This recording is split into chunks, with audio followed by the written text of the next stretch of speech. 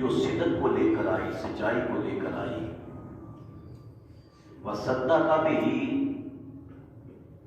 اور وہ جس نے اس کی تصدیق کی، اولئک هم المتقون، یہی وہ لوگ ہیں جو صاحب کردار ہیں، صاحب تقویٰ ہیں۔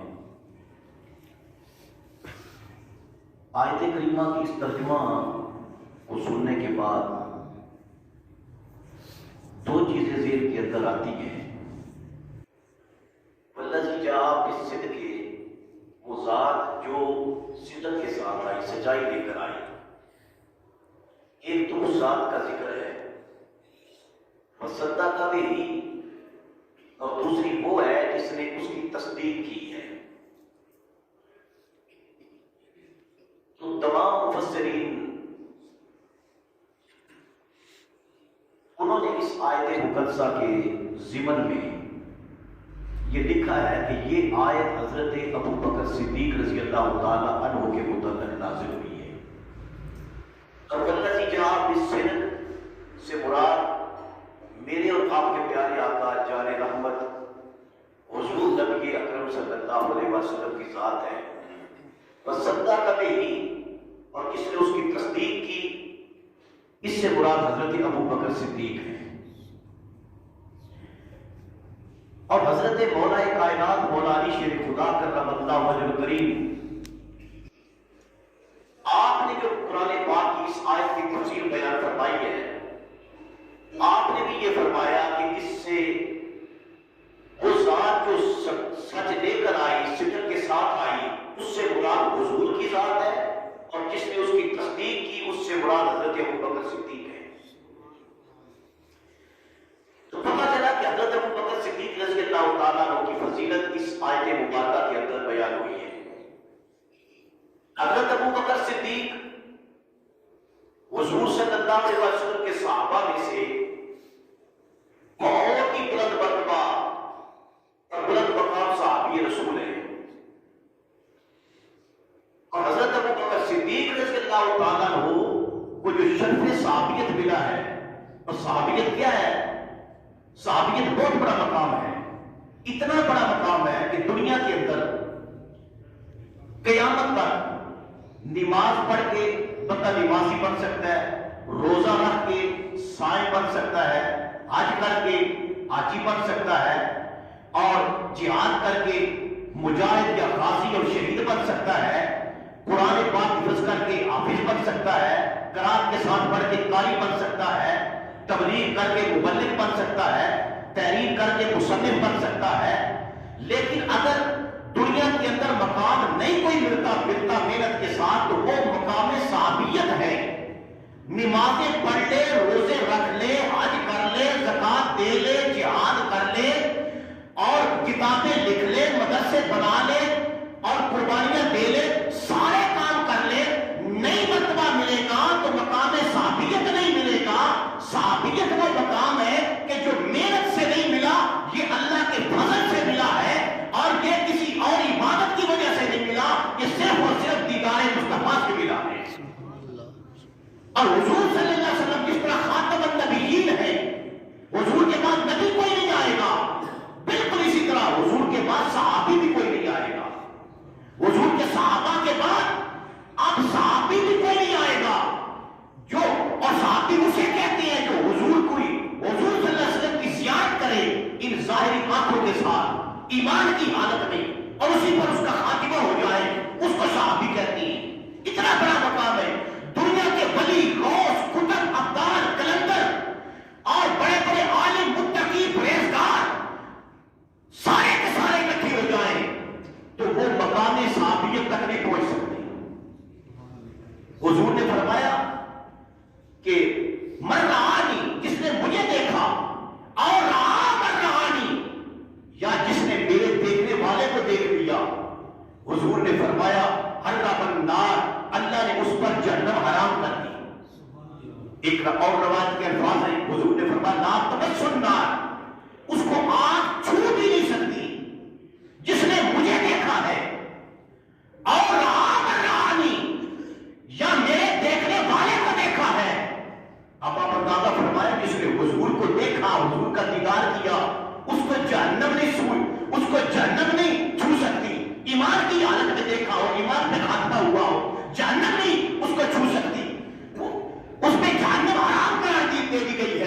حضرات گرامی بہت بڑا مرتبہ ہے، بہت بڑا مقام ہے کہ دنیا کے اندر محنت کر کے بندہ اس مقام کو نہیں پہنچ سکتا۔ آپ حضرت ابو بکر صدیق رضی اللہ عنہ کا مقام دیکھیں کہ حضرت ابو بکر صدیق رضی اللہ تعالیٰ عنہ آپ کا گھر وہ گھر ہے کہ جس گھر کے اندر 4 پشتے مقام صحابیت پر فائز ہیں۔ کسی گھر کے اندر ایک حافظ ہو قرآن کا تو لوگ کہتے ہیں بھئی بڑی شان ہے، ان کے بیٹے نے قرآن حفظ کیا ہے۔ کسی گھر کے اندر ایک عالم ہو تو لوگ کہتے ہیں بھائی یہ گھر بڑا متقیوں کا ہے کہ یہ سال یہاں پر ان کے گھر میں بہت بڑے عالم ہیں، دین کے مبلغ ہیں۔ تو اگر کسی گھر کے اندر کوئی متقی ہو تو لوگ اس گھر کی تعریف کرتے ہیں۔ میں صدقے جاؤں حضرت ابو بکر صدیق کی عظمت پر، صدیق اکبر وہ ہے کہ جن کی 4 پشتوں کو وہ مقام دیا ہے کہ قیامت تک کوئی ولی، کوئی غوث، کوئی متقی، کوئی امام وہ مقام حاصل نہیں کر سکتا جو حضرت ابو بکر صدیق کی 4 پشتوں کو حاصل ہے۔ اس لیے کہ ابو بکر صدیق کے باپ بھی صحابی، آپ کی والدہ بھی صحابی، باپ بھی صحابی، والدہ بھی صحابیہ، خود بھی صحابی، بیٹا بھی صحابی اور پوتا بھی صحابی۔ دلی نہیں زور سے کہ سبحان اللہ۔ یہ تھوڑا مقام ہے کہ خود بھی والد صحابی ہیں، والدہ صحابیہ ہیں، خود صحابی ہیں، بیٹا صحابی ہے، پوتا صحابی ہے۔ یہ ساری کی ساری شرافتیں جس گھر کے اندر اکٹھی ہو جائیں وہ گھر ابو بکر صدیق کا گھر کہلاتا ہے۔ کون ابو بکر صدیق؟ میرے پاک نبی صلی اللہ علیہ وسلم نے فرمایا لوگوں، اسلام کی تبلیغ میں ابتدا کے اندر جب ہر طرف سے بڑی بڑی مشکلات کا سامنا تھا، حضور نے فرمایا مجھے کسی کے ما نفعنی مال قط احد، حضور نے فرمایا مجھے کسی بندے کے مال نے اتنا نفع نہیں دیا جتنا نفع مجھے ابو بکر صدیق کے مال نے دیا ہے۔ سارے صحابہ نے ابتدائی اسلام کے اندر بڑا خرچ کیا، اپنی سب کچھ، اپنی دولت لٹا دی، وطن قربان کر دیا، جانیں لڑا دی، لیکن سرکار نے جس کی عظمت کا خطبہ دیا وہ ذات ابو بکر صدیق کی ذات ہے۔ حضور نے فرمایا مجھے کسی کے مال نے اتنا نفع نہیں دیا جتنا نفع مجھے ابو بکر صدیق کے مال نے دیا ہے۔ بلند آواز سے کہتے سبحان اللہ۔ ابو بکر صدیق کا وہ مقام ہے، وہ درجہ ہے کہ حضور نے فرمایا قیامت کے دن سارے لوگوں کے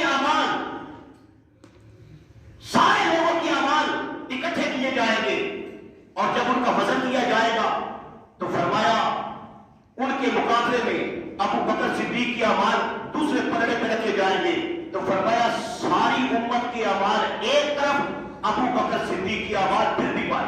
سبحان اللہ۔ دلی بھی زور سے کہ سبحان اللہ۔ حضور نے فرمایا ابو بکر کو وہ شے حاصل ہے، ابو بکر حضور کا یار ہے، بچپن کا یار، 2.5 سال سے حضور سے چھوٹے تھے اور 5ویں پشت میں شجرہ حضور سے ملتا بھی ہے، قریشی بھی تھے، 2.5 سال عمر میں چھوٹے تھے، بچپن حضور کے ساتھ گزرا، لڑکپن حضور کے ساتھ گزرا، جوانی حضور کے ساتھ گزری، آغاز اسلام کے اندر حضور کے ساتھ۔ سب سے پہلے حضور نے جب اعلان نبوت کیا بغیر کوئی دلیل مانگے جس نے تصدیق کی وہ ذات ابو بکر صدیق کی ذات ہے۔ کوئی اس پر دلیل نہیں مانگی، ہر بندے نے دلیل طلب کی، لیکن ابو بکر صدیق وہ ہے جب حضور نے اعلان کیا میں اللہ کا رسول بن کے آیا ہوں تو کہہ دیا آمنا وصدقنا، دلیل طلب نہیں کی۔ اور ابو بکر صدیق عام بندہ نہیں تھا، اپنی سوسائٹی کے اندر، اس معاشرے کے اندر، عرب کے اندر ابو بکر صدیق وہ تھے کہ جو اتنے معتبر تھے کہ جو قتل کے مقدمات تھے وہ آپ کی خدمت میں پیش کیے جاتے اور آپ فیصلہ کرتے تھے۔ آپ یعنی آپ کا بڑے قبائل تھے، سارے قبیلوں والے جب بڑے بڑے جھگڑے ہوتے تھے یہاں تک کہ قتل کے جو مقدمے تھے وہ ابو بکر صدیق کے پاس آتے تھے، آپ فیصلہ کرتے تھے۔ اس کے باوجود کہ اتنے معتبر مانے جاتے تھے، جب میرے آقا نے اعلان کیا میں اللہ کا رسول بن کے آیا ہوں، ابو بکر صدیق نے ایک لمحے کے لیے یہ نہیں سوچا تھا کہ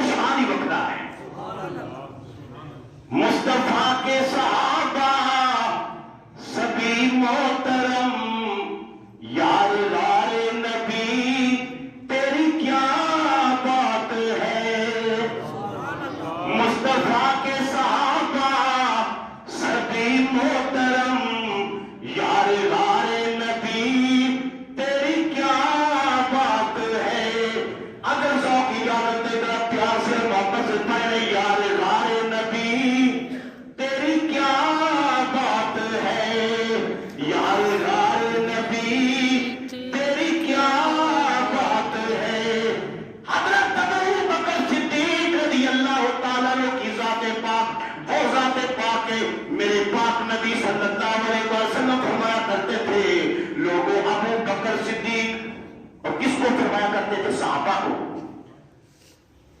بازار میں صحابی جا رہے تھے تو بدری صحابی، یعنی سب سے صحابہ میں بلند مقام بدری صحابہ کا ہے، حضرت ابو بکر صدیق سے آگے جا رہے تھے، انہوں نے دیکھا نہیں تھا، ابو بکر صدیق پیچھے تھے، حضور نے بلا لیا، حضور نے اپنے صحابہ سے فرمایا جب چلو نا آگے پیچھے دیکھا کرو، ابو بکر پیچھے ہو تو ابو بکر صدیق کو آگے کر لیا کرو۔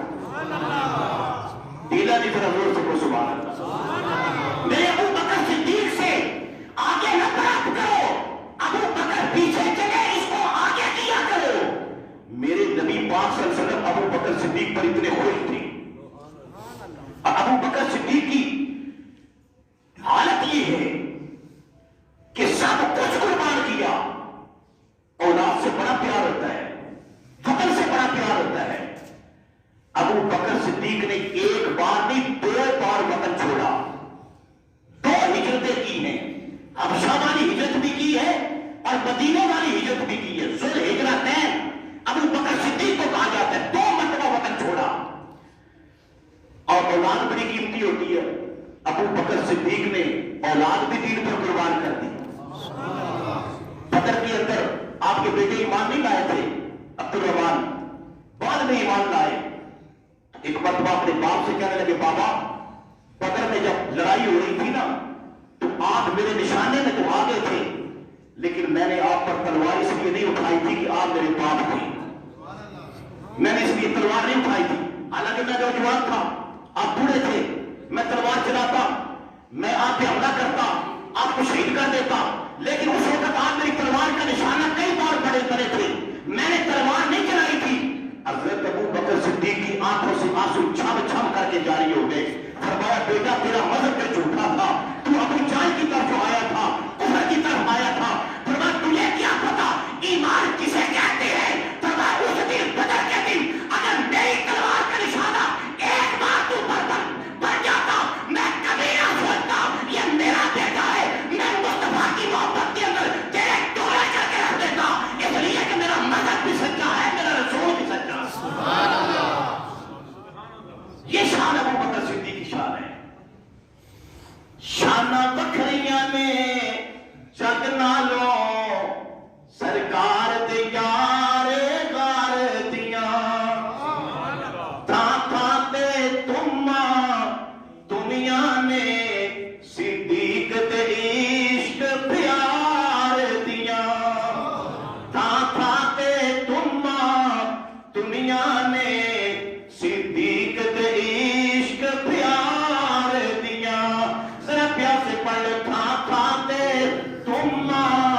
دنیا نے، تھاں تھاں تے اور دنیا نے صدیق دے عشق پیار دیاں، پیاسے پڑھ تھاں تھاں تے دنیا نے صدیق دے عشق پیار دیاں۔ بعض بندے محفلوں میں بیٹھے بڑے سنجیدہ ہو کے بیٹھے، بڑے سنجیدہ ہو کے، میں حضور کے دیوانے کی بات کر رہا ہوں۔ اللہ کی قسم ابو بکر صدیق کو اگر مقام ملا ہے تو یہ سارا سنجیدگی سے نہیں، دیوانگی سے ملا ہے۔ ان کی دیوانگی سرکار پر اتنا تھی، فدا ہونے کا انداز یہ تھا، میرے پاک نبی ہجرت کی رات وہ کب ہوا؟ حضور نکلے اپنے کشانہ اقدس سے، مکے کے سارے بڑے بڑے قبیلے، ان کے نوجوان ہاتھوں میں تلواریں لے کر حضور کے گھر کا محاصرہ کیے ہوئے تھے۔ اللہ کی طرف سے حکم ہوا پیارے حبیب مکے والوں کو چھوڑ دے، حضور نکلے، مولا علی کو بستر پہ سلایا، میں نے کہا آقا میں تیری عظمت پر قربان جاؤں، بستر علی کے سپرد کیا، علی اس بستر پہ سو جاؤ۔ کئی قبیلوں کے نوجوان ہاتھ میں تلوار لیے صرف اس انتظار میں ہو کہ ہم نے حملہ کرنا ہے، اور جس بندے کو نشانہ بنانا ہے وہ اپنی چادر بھی اپنا بستر بھی اس پر کسی اور کو لٹائے، خود نکل جائے، اس بستر پر لیٹنا بڑا مشکل ہے، لیکن یہ شان مولا علی کی ہے، حضور نے فرمایا علی میرے بستر پر لیٹ جاؤ، یہ چادر میری ہے، چادر اوپر لے لو۔ مولا علی فرماتے ہیں ساری زندگی کبھی اتنی گہری نیند نہیں آئی جتنی گہری نیند اس رات آئی تھی جب حضور نے بستر عطا کیا تھا۔ نکت جان حوالے کر دی اور نکلے حضور اپنے گھر سے سورہ یاسین پڑھتے ہوئے۔ حضور نے مٹی لی، کافروں کی طرف پھینکی، ان کے حلقے سے حضور نکل گئے، کافروں کو حضور نظر ہی نہیں آئے۔ بات بندے کئی بار کہتے ہیں بھئی اگر حضور یہاں موجود ہیں، حضور آتے ہیں، حضور موجود ہوتے ہیں تو نظر کیوں نہیں آتے؟ میں نے کہا یہ حضور کی مرضی ہے، سبحان اللہ، یہ اللہ کی مرضی ہے۔ حضور موجود ہو نظر آئے یا نہ آئے، ضروری نہیں کہ موجود ہو نظر آئیں۔ بعض بندے کہتے ہیں آپ یا نبی سلام علیہ کہتے ہیں یا تو حاضر کے لیے، اگر حضور حاضر ہے تو نظر آنے کیوں نہیں آتے؟ میں نے کہا تمہیں نظر نہیں آتے، تمہاری بات چھوڑو، وہ تو مکے والوں کو اس وقت نظر نہیں آئے تھے۔ نکلے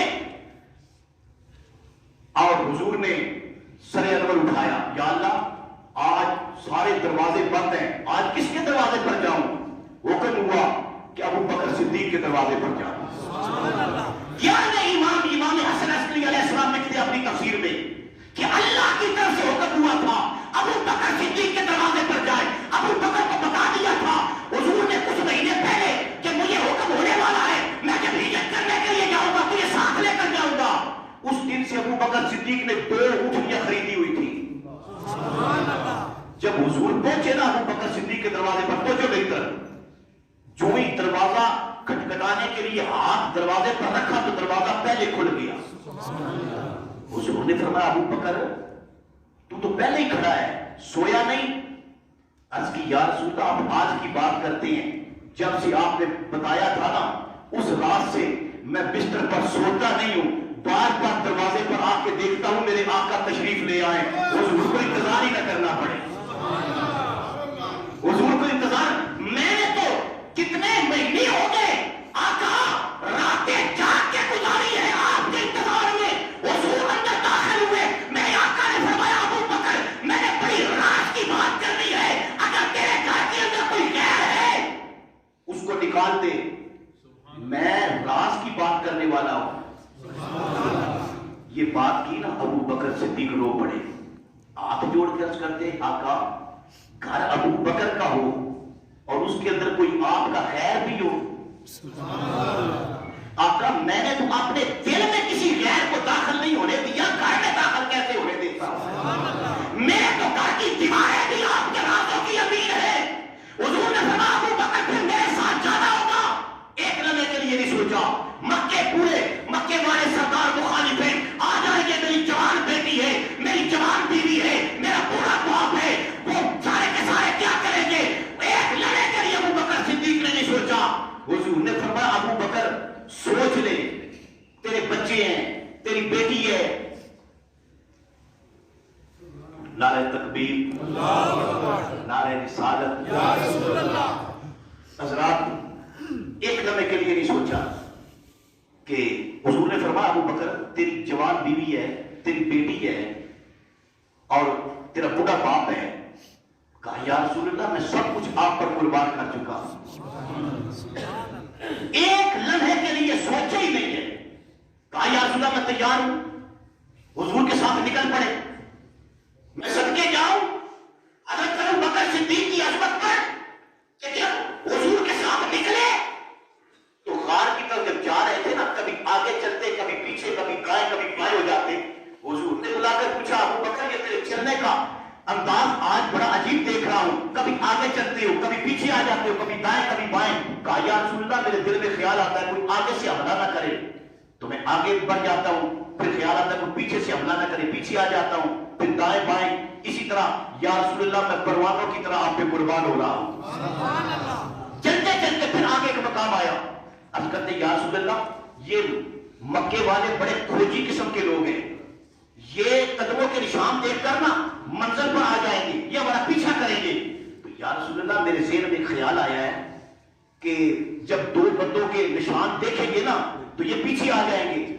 آقا کبھی ایسی ہو نا اس سے آگے ہم نے جتنا سفر کرنا ہے 2 کے نشان نہ لگے، ایک بندے کے قدموں کے نشان لگے، تاکہ یہاں اس مقام پر آ کر ان کی حیرت اور ان کی سوچ جواب دے جائے، یہ سوچنے لگ جائے کہ بندے پیچھے سے دو آ رہے ہیں، آگے ایک کے قدم لگ رہے ہیں، ایک کہاں گیا؟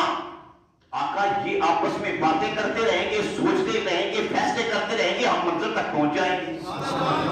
حضور مسکرا کر عرض کرتے ابو بکر یہ کیسے ہو سکتا ہے کہ بندے دو ہوں قدم ایک کے لگے؟ ہاتھ جوڑ کے عرض کرتے آقا یہ ہو سکتا ہے، آپ صرف مان جائیں۔ حضور نے فرمایا ابو بکر بتا۔ عرض کرتے آقا میں بیٹھ جاتا ہوں، آپ میرے کندھوں پہ سوار ہو جائیں، آپ میرے کندھوں پہ۔ ابو بکر صدیق بیٹھ گئے، آقا نے بات مان لی، حضور کندھوں پر بیٹھ گئے۔ کس کے کندھوں پر؟ ابو بکر صدیق کے کندھوں پر بیٹھ گئے۔ صدیق اکبر نے اپنے آقا کو اٹھا لیا، کندھوں پہ اٹھا لیا۔ آج اس مسجد کے اندر نماز جمعہ پڑھنے کے لیے تشریف لانے والوں، میں آپ سے سوال کرتا ہوں، جب حضور کندھوں پر بیٹھے ہوں گے میرے نبی پاک کے قدم کہاں لگ رہے ہوں گے؟ جس سے آپ پیار کرتے ہیں آپ اس کو کندھوں پہ بٹھا کے ذرا نظارہ تو کریں۔ جس کو کندھوں پہ بٹھائیں گے نا اس کے قدم آپ کے سینے پہ لگیں گے، اور پھر جب آپ چلیں گے نا تو وہ دونوں ہاتھ، اس کے دونوں ہاتھ کہاں ہوں گے؟ آپ کے سر پر۔ اگر ٹوپی رکھی ہے تو ٹوپی کو پکڑا ہوگا، پگڑی رکھی ہے تو پگڑی کو اس نے پکڑا ہوگا، اور جو بندہ اٹھا کر چلے گا نا اس کے اپنے ہاتھ کہاں ہوں گے؟ وہ دونوں ہاتھ یوں رکھتا ہے حضور کے قدموں کو سینے سے لگا کر، اور حضور نے دونوں ہاتھوں سے ابو بکر صدیق کی دستار کو پکڑا ہوا ہے، اور ابو بکر صدیق سے فرماتے جاتے ہیں ابو بکر اب تیری دستار کا ترا قیامت تک نیچے نہیں ہوگا، اس لیے کہ تیری دستار کا ترا اس کی حفاظت کرنے والا میں ہوں۔ اور ابو بکر صدیق کی عہد کر رہے ہیں آقا دنیا کی کوئی طاقت بھی مجھے آپ کے قدموں سے دور نہیں کر سکے گی، آقا میں آپ کے ساتھ عہد وفا کرتا ہوں، اب قیامت تک آپ کے قدموں سے جدا نہیں ہوگا، زندگی بھی آپ کے قدموں میں، اور دنیا سے جانے کے بعد بھی قبر بھی آپ کے قدموں میں بنے گی۔ اس لیے مولا علی فرمایا کرتے تھے، آپ فرماتے تھے ابو بکر صدیق کو حضور نے جو صدیق کہا ہے نا، یہ صدیق جو لقب ہے نا اس کا فیصلہ زمین پر نہیں ہوا۔ مولا علی فرماتے تھے جس طرح قرآن کی آیتیں لے کر جبریل آتے تھے نا، اسی طرح ابو بکر صدیق کا صدیق لقب بھی حضرت جبریل آسمانوں سے لے کر اللہ کی طرف سے آئے اور حضور کی بارگاہ کے اندر پیش کیا، اس لیے کہ صرف ابو بکر صدیق کو فرش والے صدیق نہیں کہتے، عرش والے بھی صدیق کہتے ہیں۔ حضرات گرامی یہ ابو بکر صدیق ہے، اور عالم کیا ہے؟ حضور نے فرمایا ابو بکر جانا ہے، یا رسول اللہ میں سب کندھوں پہ اٹھایا ہے، جب کندھوں پہ اٹھا کر چلے نا اس غار کی طرف، 1400 سال گزر چکے ہیں، آج بھی اس غار کی طرف آپ دیکھیں نا تو صحت مند آدمی اس کے لیے بھی وہاں پہنچنا مشکل ہوتا ہے، کئی گھنٹے لگتے ہیں 1400 سال کے بعد بھی، اور وہاں جا کر آپ اگر عشق و محبت کی یہ داستان اپنے ذہن میں دہرائیں اور دیکھیں کہ 1400 سال گزر گئے، حضرت ابو بکر صدیق اکیلے نہیں گئے، رات کو گئے، دشمن پیچھے تھا اور اتنی دور اپنے آقا کو کندھوں پر اٹھا کر لے گئے، کتنا وفادار تھا۔ شاناں وکھریاں نے جگ نالوں سرکار دے یارے غار دیاں، تھاں تھاں تے تماں تمیاں نے صدیق دے عشق پیار دیاں، کر بار نو چھڈ کے اتے ٹر پیا سی محبوب دے ایک اشارے تے، اینو شوق سی گلیاں ویکھاں میں چمکا رخسارے یار دیاں، تھاں تھاں تے تماں اور دنیا نے صدیق دے عشق پیار دیاں۔ بس بات لمبی ہو جائے گی، میں آخری بات کرتا ہوں۔ ایک مرتبہ حضور نے پوچھا، ابو بکر صدیق کا انداز ہی بکھرا تھا، سارے صحابہ میں جہاں بیٹھتے نا جس سمت بیٹھتے چہرہ حضور کی طرف رکھتے اور حضور کو تکتے رہتے۔ حضور نے کرم فرما بلا لیا، ابو بکر قریب آؤ، آگے حضور نے فرمایا ابو بکر کیا چاہتے ہیں؟ دلی نہیں زور سے کہو نا سبحان اللہ۔ یار حضور پوچھ رہے ہیں، حضور 14 طبق کی کائنات کے وارث ہیں، اور پتا ہو کہ یہ بندہ اتنا بااختیار بھی ہے، دونوں جہانوں کی جو نعمت مانگوں گا مل جائے گی، اور وہ پوچھ رہا ہوں بتا کیا چاہتا ہے، تو پھر آپ سوچو کہ بندے کے دل میں جو ڈیمانڈ ہوتی ہے وہی سامنے پیش کرے گا نا۔ آج دنیا کی کسی بندے سے پوچھو کیا چاہتا ہے، وہ کہے گا، کوئی سیاسی ہوگا وہ کہے گا وزارت چاہتا ہوں، امارت چاہتا ہوں، غریب کہے گا میں پیسے چاہتا ہوں، دنیا کی وہ چیزیں مانگے گا۔ ابو بکر صدیق سے حضور نے فرمایا ابو بکر کیا چاہتے ہو؟ اب سنو ابو بکر کا جواب، عرض کرتے آقا چاہتا یہ ہوں آنکھ میری ہو چہرہ تیرا ہو، آقا میں دیکھتا رہوں، دل کرتا ہے سونیا ہر ویلے تینو کول بٹھا کے میں تکدا رواں، دل کرتا ہے سونیا ہر ویلے تینو کول بٹھا کے میں تکدا رواں، لو لو میرا اکھیاں ہو جاون محتاج نہ میں اس اکھ دا رواں۔ آقا میں چاہتا یہ ہوں ابو بکر بتا بھری کائنات میں دو جہاں کی نعمتوں میں کیا چاہتا ہے؟ عرض کرنے لگی آقا میں چاہتا یہ ہوں آنکھ میری ہو چہرہ تیرا ہو، زبان میری ہو نام تیرا ہو، دل میرا ہو محبت تیری ہو، جگر میرا ہو نقشہ تیرا ہو، گود میری ہو بستر تیرا ہو، کندھا میرا ہو سواری تیری ہو، ہاتھ میرے ہو تلیاں تیری ہو، گھر میرا ہو قدم تیرے ہو، دروازہ میرا ہو ہجرت کی راہ دستک تیری ہو، آقا مال میرا ہو حق تیرا ہو، آقا میری زندگی کی آخری خواہش یہ ہے بیٹی میری ہو نکاح تیرا ہو۔ آقا پوچھ رہے ہیں ابو بکر کیا چاہتا ہے؟ عرض کرتے ہیں آقا چاہتا یہ ہوں آنکھ میری ہو چہرہ تیرا ہو، زبان میری ہو نام تیرا ہو، دل میرا ہو محبت تیری ہو، جگر میرا ہو نقشہ تیرا ہو، گود میری ہو بستر تیرا ہو، کندھا میرا ہو سواری تیری ہو، ہاتھ میرے ہو قدم تیرے ہو، آقا گھر میرا ہو تلیاں تیری ہو، دروازہ میرا ہو دستک تیری ہو، آخری خواہش یہ بیٹی میری ہو نکاح تیرا ہو۔ حضور مسکرا کر بولے ابو بکر پھر سن میں بھی چاہتا ہوں، آقا آپ کیا چاہتے ہیں؟ فرمایا میں چاہتا یہ ہوں ایڑی تیری ہو لعاب میری ہو، اجرا میرا ہو مزار تیری ہو، انت صاحبی علی الحوض وانت صاحبی علی الغار۔ ابو بکر تو غار کا بھی یار ہے، تو میرا مزار کا بھی یار ہے، تھا تھاتے تمیا نے کدے عشق پیار دیا۔ آج میں نے یہ ذکر اس لیے کیا کہ میرے قبلہ جی صاحب مزار آپ کا یہ انداز تھا کہ جو مہینہ ہوتا نا جمعہ شریف کے خطبہ میں اس مہینے کے مطابق آپ خطبہ ارشاد فرماتے ہیں، بے شمار باتیں ہوتی ہیں موضوع ہوتے ہیں، لیکن چونکہ مہینہ ابو بکر صدیق کی یاد کا ہے، 22 جماعت الثانی آپ میں یوم وصال ہے، تو چونکہ میرے پیر و مرشد میرے قبلہ جی صاحب وہ اس مہینے کی مناسبت سے اور پھر اللہ کا یہ فضل ہے، ہم جب آل رسول کا ذکر کرتے ہیں تو دل کھول کے کرتے ہیں۔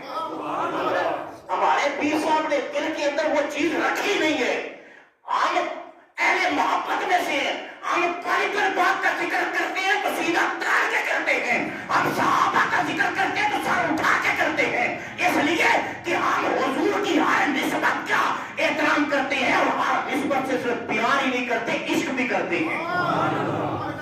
ہاں، اور میرے حضور کی بلا جی صاحب اللہ آپ کے مزار پاک پہ کروڑوں رحمت نازل فرمائے۔ کل 30 جنوری ہے اور میں اس لیے حاضر ہوا ہوں حضور کی بلا کی بارگاہ میں نے عرض کیا 30 جنوری آپ کا یوم وصال ہے، تو میں آج حاضر ہوا آپ کے مزار پر انوار پر حاضری بھی ہو اور شاہ جی کی زیارت بھی ہو، آپ کی زیارت بھی ہو گئی، مزار شریف پر بھی حاضری ہو گئی۔ میں سمجھتا ہوں کہ آج کے دن ان کی توجہ بھی ہوگی، اور جتنے یہاں پر عاشقان صحابہ بیٹھے ہیں، عاشقان آل رسول بیٹھے ہیں، حضرت ابو بکر صدیق وہ ہیں کہ ان مولا علی حضرت علی جب مسجد میں آتے نا تو حضرت علی ابو بکر صدیق کو سلام میں پیر کرتے ہیں. دلی میں زور سے کہ سبحان اللہ. حضرت علی عمر میں چھوٹے تھے اور یہ طریقہ اسلام میں کہ طریقہ یہ ہے کہ چھوٹا جو ہے نا وہ بڑے کو سلام کریں, پیر کریں. میرے قبلہ جی صاحب, میرے پیر و مرشد, آپ کا زندگی کے اندر معمول تھا کہ آپ سلام میں پیر کرتے تھے. کسی کو جانتے ہیں یا نہیں جانتے, سلام میں آپ پیر کرتے تھے. الگ لوگوں میں ہوتا ہے, بڑا بندہ جو ہے وہ کوشش کرتا ہے کہ مجھے لوگ سلام کریں, لیکن میرے جی صاحب کا طریقہ یہ تھا کہ آپ سلام میں خود پیر فرما کرتے تھے. بچے بھی سامنے کھڑے ہوتے نا تو ان میں بھی سلام اگر وہ سامنے آ جاتے تو حضور قبلہ جی صاحب کا طریقہ تھا آپ سلام میں پیر کرتے تھے. اور یہ مولا علی کا طریقہ بھی تھا. مولا علی جب بھی آتے نا مسجد میں حضرت ابو بکر صدیق کو سلام میں پیر کرتے. اور یہ حضور کی حدیث, حضور نے فرمایا سلام پھیلایا کرو, سلام میں محبت بڑھتی ہے. اور یہ طریقہ ہے کہ آپ جب جہاں گزرے, آپ جانتے ہیں نہیں جانتے, سلام ضرور کیا کریں. سرکار فرماتے ہیں جب بندہ دوسرے کو سلام پیش کرتا ہے نا تو عرش والے فرشتے اس بندے پر سلام پیش کرتے ہیں. تو حضرات مولا علی جب بھی آتے ابو بکر صدیق کو سلام کرتے, لیکن ایک نماز کا وقت آیا, فجر کی نماز, حضرت مولا علی آئے تو ابو بکر صدیق کو سلام نہیں کیا. حضرت ابو بکر صدیق نے سمجھا کہ شاید آپ نے توجہ نہیں فرمائی, تو آگے بڑھ کر نا خود مولا علی کو سلام کیا. زور کا وقت آ گیا, حضرت علی نے پھر سلام نہیں کیا. آپ نے پھر سمجھا کہ شاید توجہ نہیں ہوئی, دوبارہ جا کے حضرت ابو بکر صدیق نے خود مولا علی کو سلام کیا. تیسری نماز کا وقت آیا, پھر سلام نہیں ہوا. چوتھی کا وقت آیا, آپ سوچنے لگ گئے کہ علی ہر مرتبہ پیر کرتا ہے لیکن اب پیر نہیں ہو رہی. کوئی ایسی بات علی تک نہ لوگوں نے پہنچا دی ہو, کہ کوئی ایسی بات نہ پہنچائی ہو کہ جس کی وجہ سے علی کے دل کے اندر کوئی خفت ہو, کوئی ناراضگی ہو. تو سوچنے لگے. پانچویں نماز کا وقت آیا, پھر بھی مولا علی نے سلام نہیں کیا. حضرت ابو بکر صدیق نے پھر سلام کیا. تو دل میں خیال آیا میں علی سے پوچھوں, لیکن پھر علامہ طبری نے لکھا ہے, پھر کہا کہ نہیں علی سے نہیں پوچھتا, میں حضور کی بارگاہ میں عرض کرتا.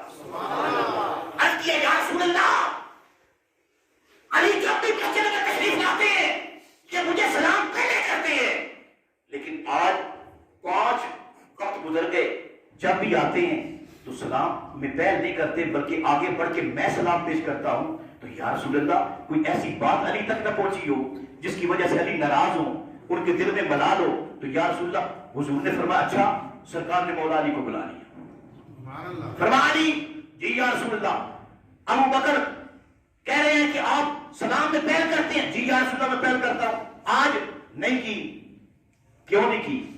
عرض کرنے لگے یا رسول اللہ آج سے ارادہ کر لیا ہے کہ میں ابو بکر صدیق کو پہلے سلام نہیں کروں گا,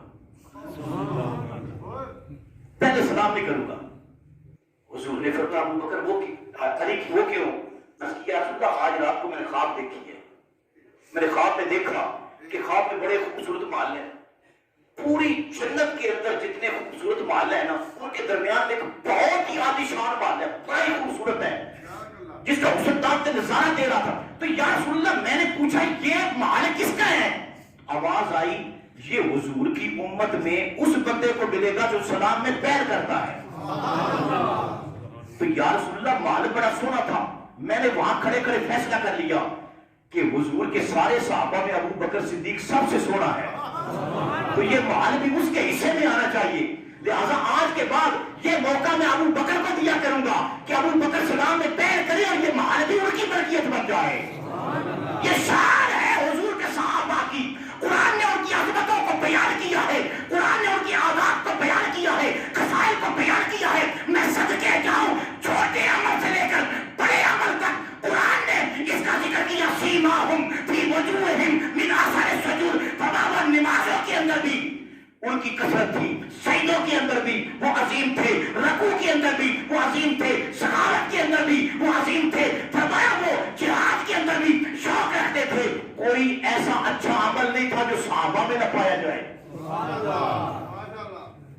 ویسے میں یہ بات کر جاؤں, آج ہمارا ماحول یہ ہے کوئی بندہ بڑے پیر کا مرید ہو جائے نا تو وہ نمازیں اس لیے نہیں پڑھتا اب مجھے نمازوں کی کیا ضرورت ہے؟ میں فلاں پیر صاحب کا مرید جو ہوں، میں فلاں کا مرید ہوں، آپ وہ آپ بخشوا لیں گے، مجھے ضرورت نہیں ہے۔ میں نے کہا اگر معاملہ یہ ہوتا نا تو پھر صحابہ میں سے تو کوئی نماز نہ پڑھتا، اس لیے کہ حضور سے بڑا تو پیر کوئی نہیں ہے نا۔ اب ذرا پیار سے بولو سبحان اللہ۔ تقریر تو ختم ہو گئی ہے، یہ پیغام میرے جی صاحب کا پیغام، اس لیے کہ میرے جی صاحب، میں ہر بندے کا پیر بہت بڑا ہوتا ہے، میں اپنے پیر جیسا کسی کو پیر نہیں سمجھتا، لیکن اللہ کی قسم میرے پیر صاحب کی یہ خصوصیت تھی کہ آپ جہاں شان بیان کرتے تھے نا، جہاں عظمت بتاتے تھے، وہاں عمل کی دعوت بھی دیتے تھے۔ اور کثرت کے ساتھ میرے جی صاحب کے جو مرید ہیں ان میں آپ دیکھیں گے کہ نمازی ہوں گے، روزہ دار ہوں گے، شب زندہ دار ہوں گے، قرآن پاک کی تلاوت کرتے ہوں گے، اس لیے کہ میرے پیر صاحب سفر میں ہو، حضر میں ہو، نہ نماز قضا ہوتی تھی، ہر نماز کے ساتھ تازہ وضو ہوتا تھا، نہ قرآن کی تلاوت چھوڑتے تھے، اور پھر جو باقی معاملات ہیں، اخلاقیات ہیں، کوئی ایک ایسا پہلو نہیں رہنے دیتے تھے۔